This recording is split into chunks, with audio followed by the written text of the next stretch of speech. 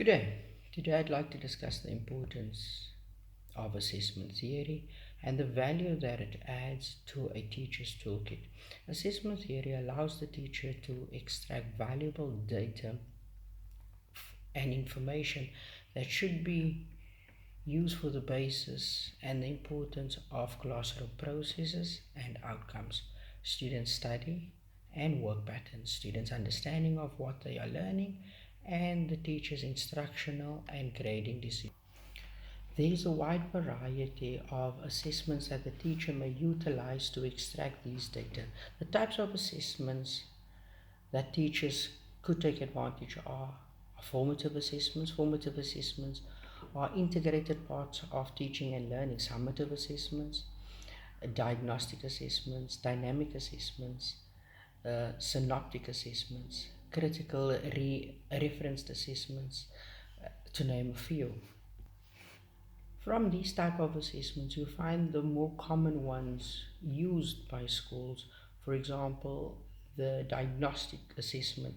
This is an interim or benchmarking assessment just to ascertain the level the learner is currently on, the background knowledge the learner comes to the school with.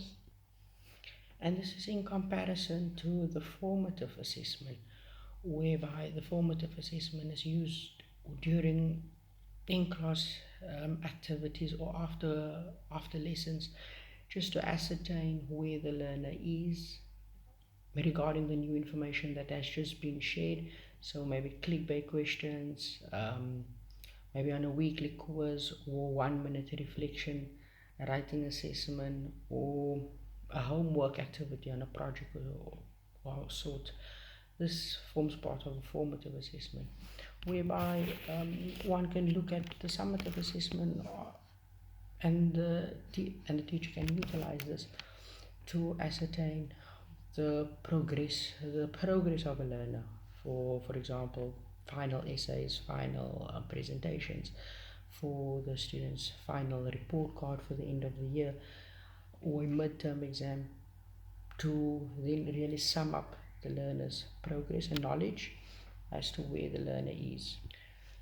And these types of assessments are then guided by the policy document, which sets out fundamental basis or rules that the teacher needs to use as guidelines from where the learner needs to be in terms of the curriculum and set work, where the learner is currently, and how the teacher can adjust the teaching style or assist the learner in the learner's learning patterns and things like that, to really get the learner up to speed to where the learner needs to then be set out by the curriculum.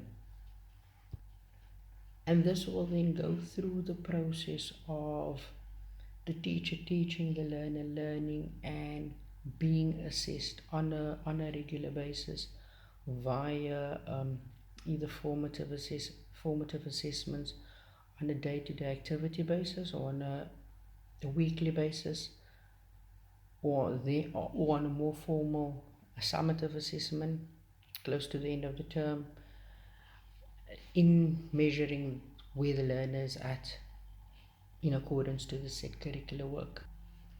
The assessment policy document also highlights how a teacher is instructed, regulated, and guided to marking and evaluating the assessment and evaluating the learner on a fair basis in comparison to the rest of the class and the learner's peers, in comparison to the rest of the country. The policy document would go as far as to providing assistance to teachers, to provide them with the necessary toolkit as to how to go about evaluating and go about marking the assessments. So they provide the necessary workshops, course material, and guidance for the teachers so that they have the know-how. And in conclusion, you can also look at self-evaluation or self-assessments for the learners to do their own self reflection on their own